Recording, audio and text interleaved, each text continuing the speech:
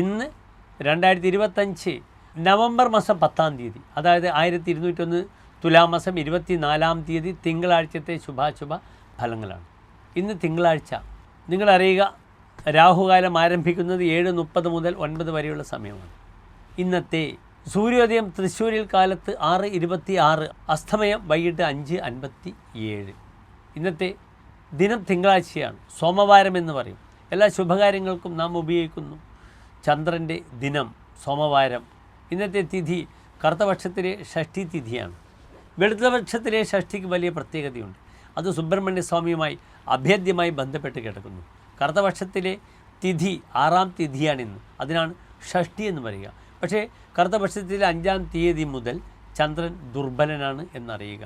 ചന്ദ്രൻ ദുർബലമായി വരികയാണ്. ഇന്നത്തെ നക്ഷത്രം നല്ല നക്ഷത്രമാണ്.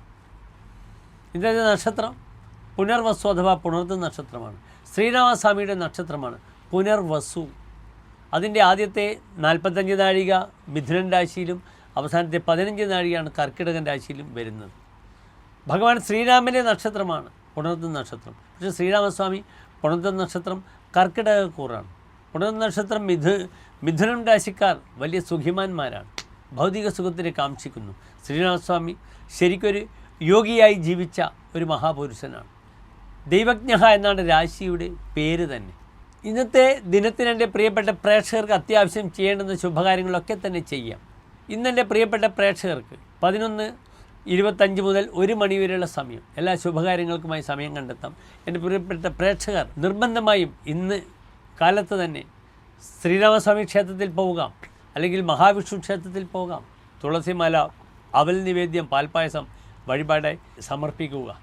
വിഷ്ണു സഹസ്രനാമം ചെല്ലാം, അല്ലെങ്കിൽ നാരായണ കവചം നിങ്ങൾക്ക് ഇന്നത്തെ ദിനത്തിൻ്റെ മേന്മക്കായി ചൊല്ലാവുന്നതാണ്. വളരെയധികം പോസിറ്റീവായ വൈബ്രേഷൻസ് ആ പ്രാർത്ഥന എൻ്റെ പ്രിയപ്പെട്ട പ്രേക്ഷകർക്ക് പ്രദാനം ചെയ്യുന്നതുമാണ്. എല്ലാ പ്രിയപ്പെട്ട പ്രേക്ഷകർക്കും നല്ലൊരു ദിവസത്തെ പ്രാർത്ഥിക്കുന്നു. നന്ദി, നമസ്കാരം.